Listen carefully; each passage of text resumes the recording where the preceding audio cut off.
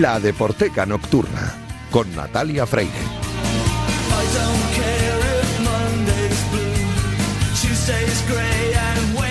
Bienvenidas, bienvenidos a La Deporteca Nocturna, el programa de Radio Marca en el que demostramos que el deporte es y genera cultura. Os recuerdo que tenéis un correo electrónico, ladeporteca@gmail.com, y también una cuenta de Twitter, o llamadla X, lo que queráis, @ladeporteca, donde podéis comentar y sugerir todo lo que os fluya. Este programa ni ningún otro serían posibles sin los técnicos, así que gracias también a todos los que me ayudan cada día, y esta noche muy especialmente a Luis Beamut, que ya está haciendo que todo suene a la perfección. El de esta semana es un programa especial porque lo vamos a dedicar a dos artistas impresionantes que acaban de publicar un disco que es más que un disco. Lo que os voy a contar a continuación merece un trato distinto al resto, así que hoy no tendremos himno titular, aunque, ahora lo vais a comprobar, sí que va a estar Julio Ruiz en el programa. Arrancamos ya.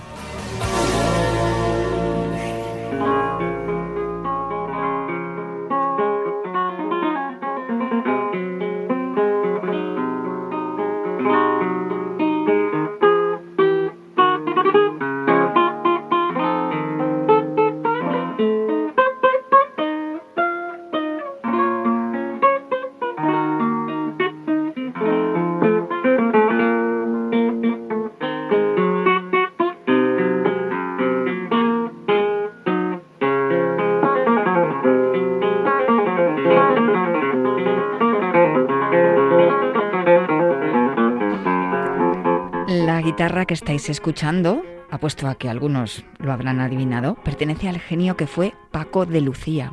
Pero el que toca la guitarra no es el genio que todos conocimos, sino el niño que ya empezaba a mostrar al mundo en lo que se iba a convertir.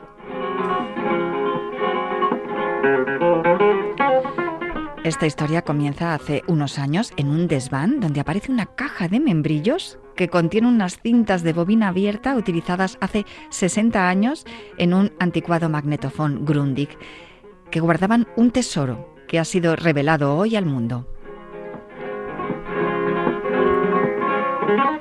Lo que había en esas cintas son los primeros registros sonoros de Paco y Pepe de Lucía, unas cintas que grabó su padre, Antonio Sánchez, en su Algeciras natal, para mostrar al mundo el talento de sus hijos, que por entonces tenían 11 y 13 años respectivamente.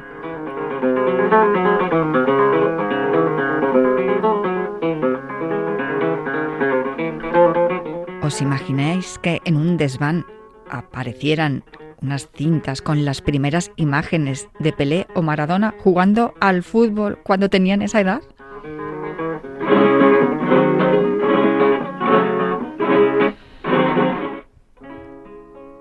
Pues este descubrimiento de gran valor artístico e histórico está a la altura de eso que os estáis imaginando. Además, se hizo público durante el Festival Paco de Lucía Legacy, que se celebró en Nueva York a finales de febrero. Y esas piezas inéditas se han publicado hoy, 31 de mayo, gracias a BMG y a la Fundación Paco de Lucía. Están publicadas en un disco que recoge un total de 21 canciones, entre las que está esta que está sonando de fondo, un solo de guitarra tocado a partir de una falseta del Niño Ricardo, titulado, como no, Zapateado del Niño Ricardo.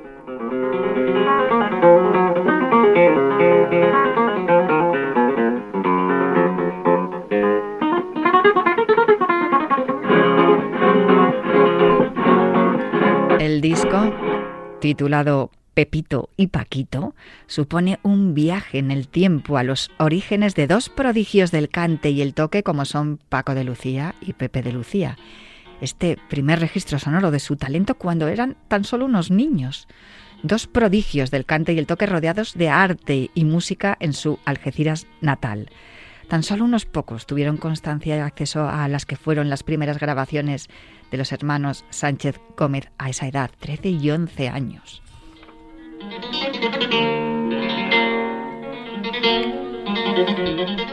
Cuando aparecieron esas grabaciones, BMG y la Fundación Paco de Lucía decidieron hacerlas públicas. Han hecho un trabajo de pura arqueología musical para traer a nuestros días el nacimiento artístico de unas leyendas universales del flamenco, unas grabaciones rudimentarias recogidas entre 1959 y 1960, donde dos niños se divertían tocando y cantando. Sus más allegados eran conocedores de una genialidad que más tarde fructificaría en los Chiquitos de Algeciras.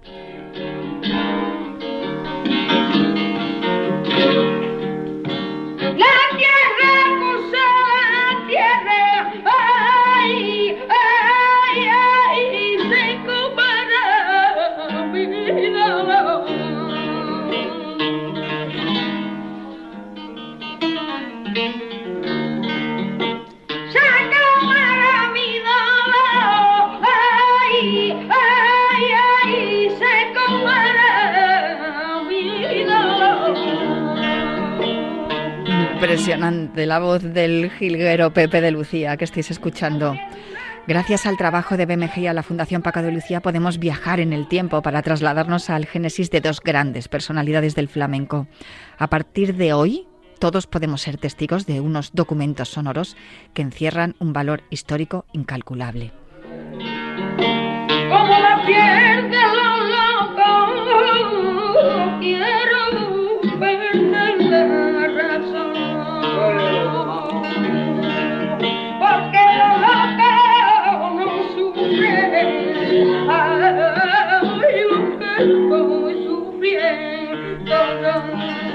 Ayer, jueves 30 de mayo, Julio Ruiz fue el maestro de ceremonias, el encargado de conducir el acto de presentación de este trabajo recién publicado. Precisamente Julio Ruiz y servidora, junto con algunos compañeros de la prensa especializada, tuvimos la suerte, el lujo de asistir a una escucha privada hace unas semanas y de escuchar esta historia al detalle de la mano de Javier Doria, que es responsable de BMG de este proyecto, y de Casilda Sánchez, hija y sobrina de Paco y Pepe de Lucía.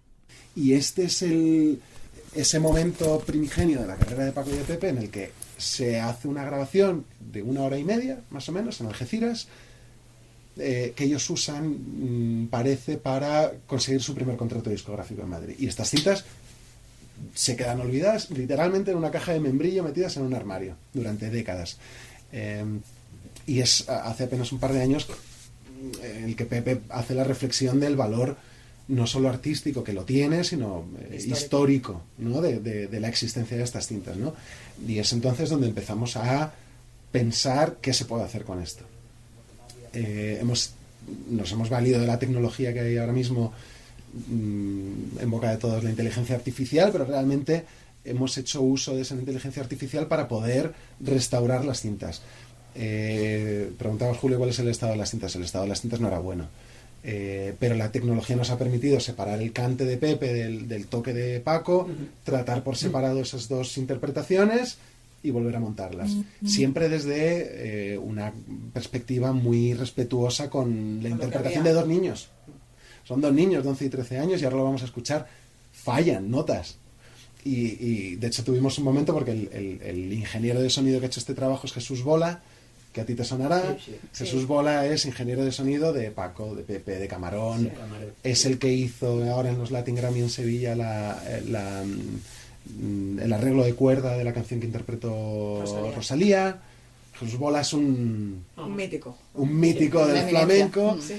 Y con Bola nos hemos juntado y hemos estado trabajando en restaurar estas cintas. Hemos tenido momentos estos de inflexión de qué hacemos con esto, ¿no? Porque hay grabaciones incompletas, las incluyo o no las incluyo. Hay grabaciones con fallos, los corrijo o no los corrijo. Entonces ahí hemos tomado una decisión que es la de, si hay un valor histórico o artístico, se incluye la grabación, aunque se corte. Pero si hay un fallo, se deja, porque si no es pintarle un bigote a la Mona Lisa, ¿no? Es decir, no sé. Y esto es, me acuerdo porque tuvimos un momento en el estudio con Pepe y con Bola, que Pepe sugirió hacer hay un fallo de Paco en uno de los toques. Ay, ¿por qué no cogemos esta nota más adelante que está? Y Bola dijo, no, vamos, no, por encima de mi cadáver yo no le cambio una nota. Es que yo creo además que cuando alguien en el pop, en el rock, coge maquetas, pues las maquetas salen tal cual, con todos los efectos. con todos los defectos que puede tener. Una maqueta se hace disco con todos los defectos, esa es la gracia. Pero sí que se ha restaurado para hacer la grabación lo más asequible para el oyente posible, porque parte del compromiso que tenemos desde Fundación Paco de Lucía y desde BMG es difundir esta obra que es histórica y que es un punto de inflexión en el legado cultural español. Ya no hablo ni del flamenco ni de la música. O sea, es el primer testimonio del genio de Paco de Lucía, con 11 años. Es la historia de Mozart, realmente, ¿no? Ese niño genial. Es realmente eso, ¿no? Y poder trabajar eso, pues es una responsabilidad que hemos intentado, pues, que sea siempre muy respetuosa con la realidad de esas grabaciones y no hacer algo que no es. Se ha limpiado, se ha eliminado el ruido. Tú sabes, Julio, pues una cinta en mal estado vibra, hay que volver a ponerlo en el tono, pues toda esa parte técnica se ha hecho, que es lo que haría un restaurador de un cuadro, pero no hemos repintado cosas que no estaban pintadas, ¿no? Pues eran dos niños. Y también porque es bonito ver la evolución, o sea, es bonito ver cómo tocaba él con 11 años, cómo tocaba con 13, cómo tocaba con 15, eso yo creo que es bonito y además es estimulante e inspirador, porque ahí se nota que sí, que él tenía un talento natural descomunal, pero que hay un trabajo y un esfuerzo en la creación del genio que se ve claramente aquí. O sea, aquí él domina la técnica, pero no es un virtuoso de la técnica todavía.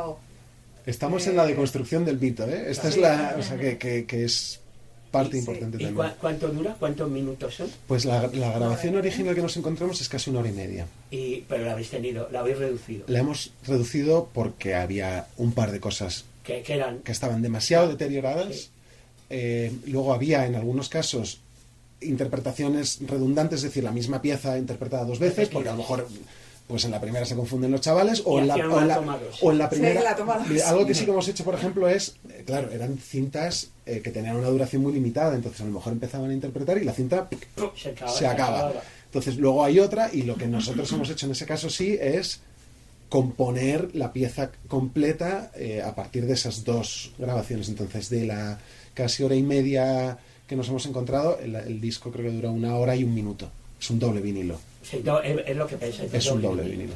Publicamos CD, doble vinilo y una edición deluxe, que es un libro con 100 fotografías inéditas que hemos digitalizado de Pepe, de la época, que de hecho os voy a enseñar algunas si encuentro mi portátil.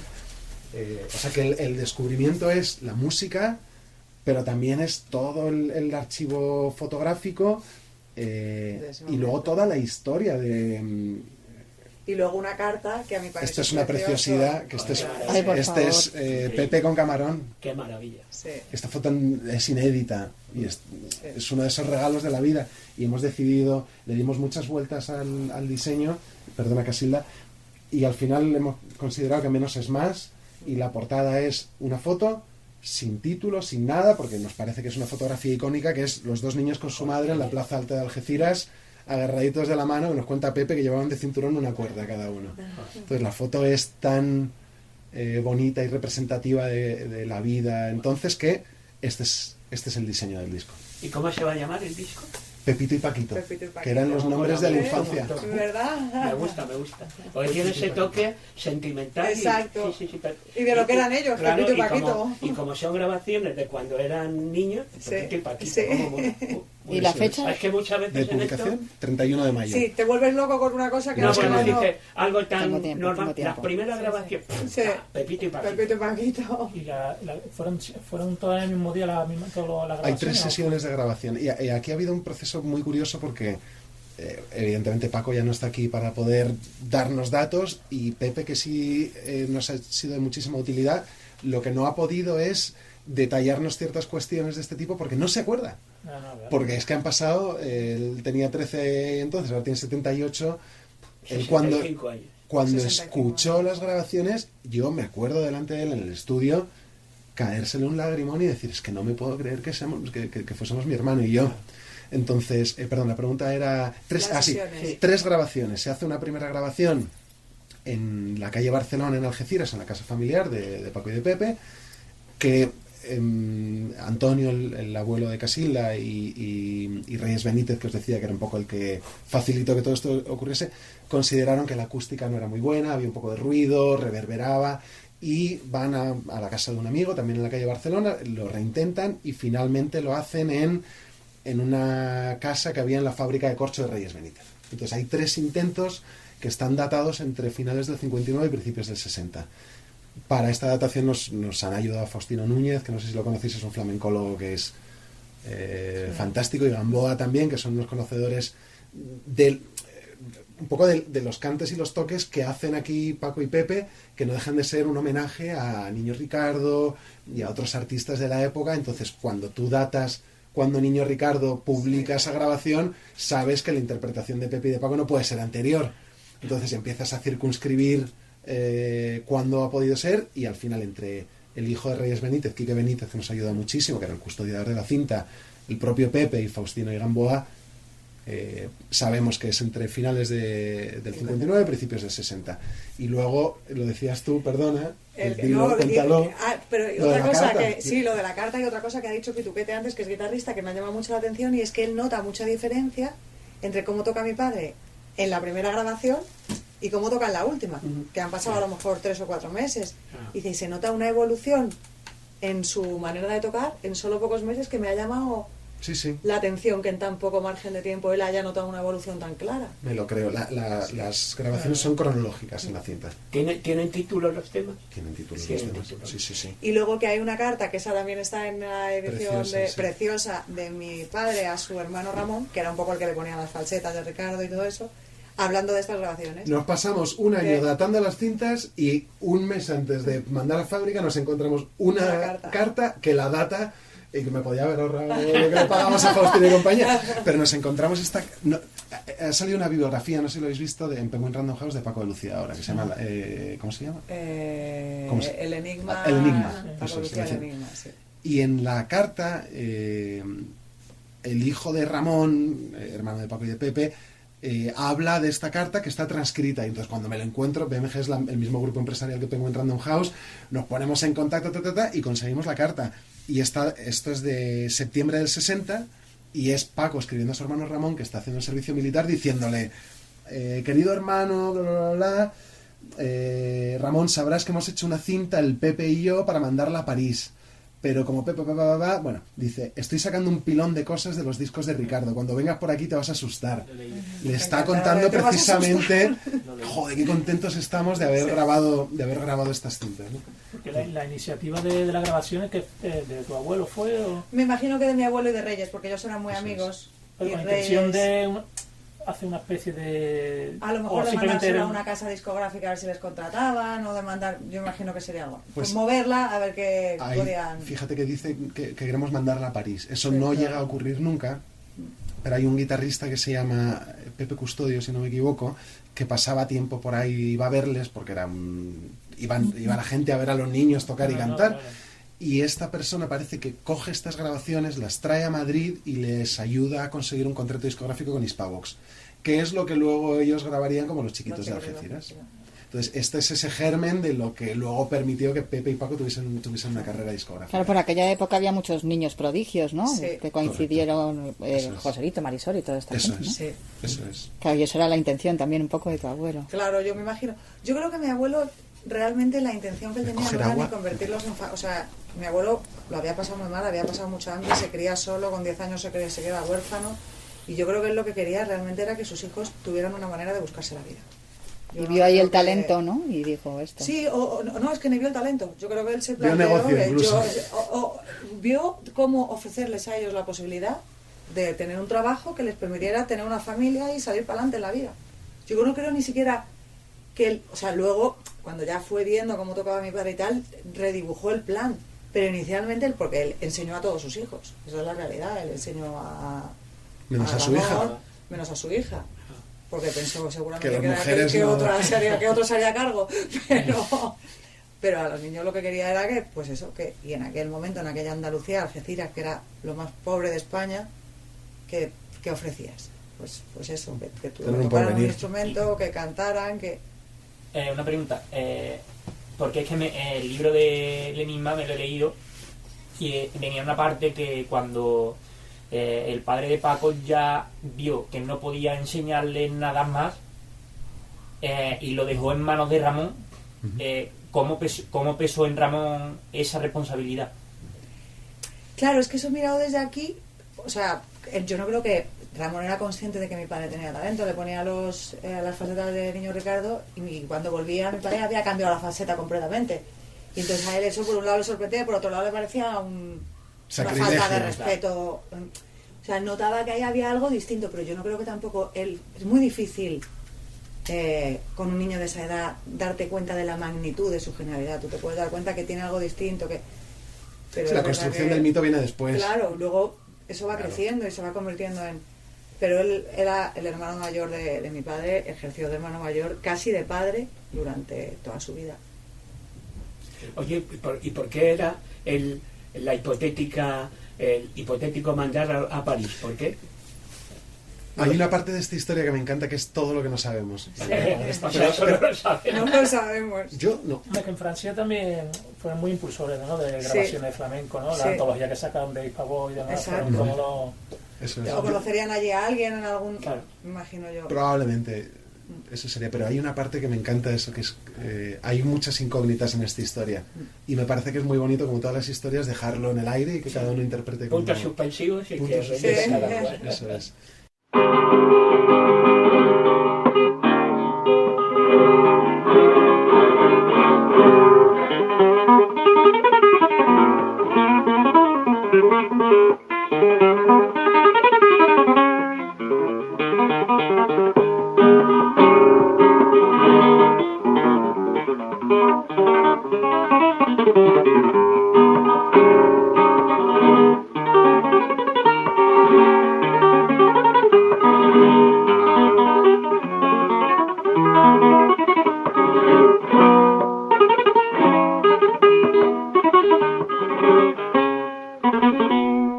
Está sonando Bulería el Niño Ricardo, que es un solo de guitarra de Paco de Lucía, en el que su esencia y su técnica limpia y depurada evidencia la genialidad y el talento que ya tenía. Una composición que no oculta su inspiración en Niño Ricardo, uno de los grandes precursores del toque flamenco contemporáneo. La huella de quien fuera referente musical en los prematuros inicios de Paco queda patente, pero también se adivina el germen de una personalidad artística diferente que está en plena formación y evolución, espejo y reflejo del alumno que años después superará al maestro.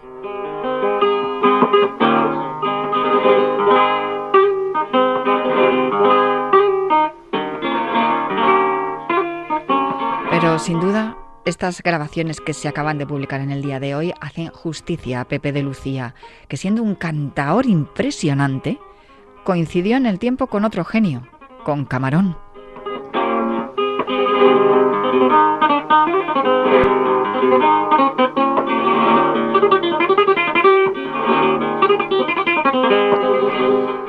Coincidir en el tiempo con Paco de Lucía y Camarón es como jugar en el mismo equipo de Messi y Cristiano. Por muy bueno que seas, ellos siempre brillan más.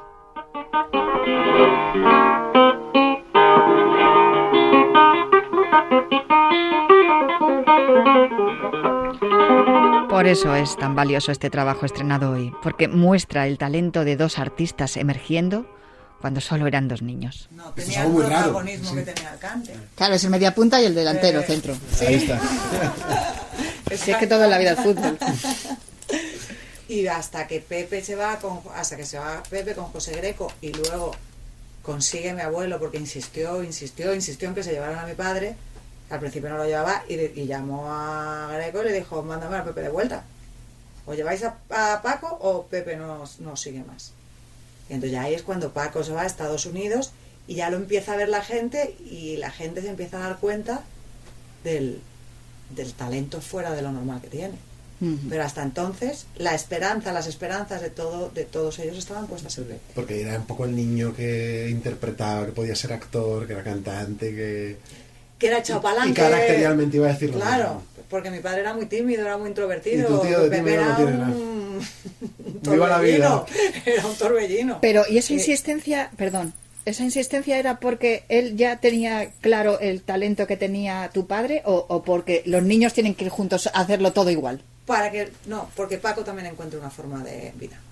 Para que Paco también encuentre una manera de... Lo que te digo, él quería que todos ellos pudieran O sea, lo mismo para los dos hermanos, lo mismo. Para los dos hermanos, lo mismo. Hay un documento los mismos histórico pantalones, la misma camisa, las mismas oportunidades. Exacto, las mismas Qué oportunidades. bueno. No sé si lo habéis visto, está por ahí en YouTube si buscáis, pero en 1964, corrígeme Julio si me equivoco, la actuación de los Beatles en Ed Sullivan, yo creo que es en el 64. 2 semanas después, si lo buscáis, hay una actuación de Greco en Ed Sullivan con Pepe cantando. Lo que ha vivido Pepe, no nos hacemos a la idea realmente. Y Pepe qué era bueno una eso, estrella. claro. Y lo que pasa es que luego por el camino aparece Paco y aparece Camarón. Y aparece Camarón. Y aparece Camarón y Pepe siempre nos lo cuenta que se queda así, atrapado entre dos muros. Y lo dice con mucho cariño y hay una parte de luz y una parte de sombra en esta historia que es la del niño prodigio que le pasa a Camarón por un lado y le pasa a Paco por el otro. Y él lo dice desde el amor y la admiración a los dos más grandes. Porque Pepe no es tonto y sabe que le ha tocado convivir en el tiempo y el espacio. Difícil, ¿eh? Eso debía ser muy jodido, claro.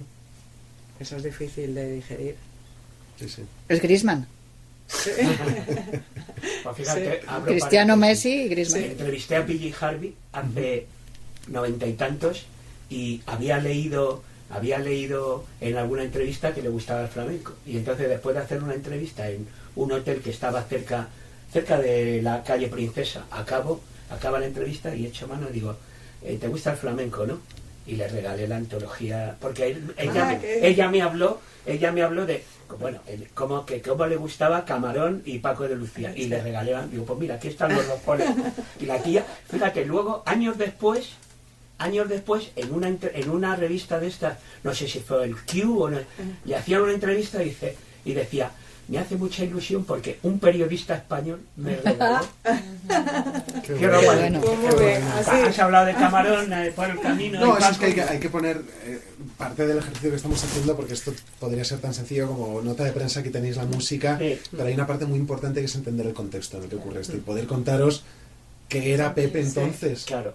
Y quiero que escuchemos ahora algo de Pepe con Paco, porque es apabullante. Es verdaderamente apabullante. Apabullante, como cantáis, sí.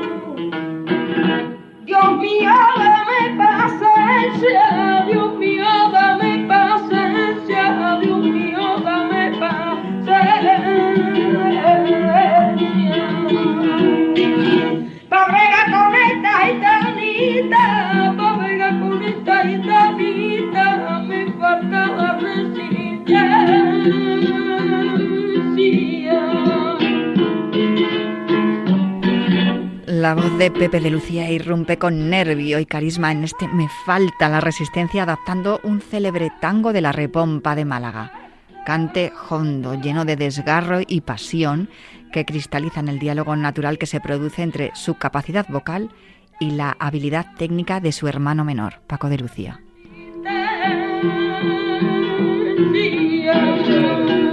El pulso que ambos le toman a este palo del flamenco en esta grabación inédita es un buen preludio de su histórica participación en el primer concurso internacional de arte flamenco de Jerez de la Frontera. Este tema está también incluido en el disco Pepito y Paquito. Podéis escucharlo ya, podéis comprarlo, os lo recomiendo porque han hecho un pack precioso. Es un documento histórico y artístico impresionante. Con él os dejo, con este Me falta la resistencia, pero prometo volver la semana que viene para hablar de más literatura, cine y música relacionados con los deportes. Hasta la semana que viene.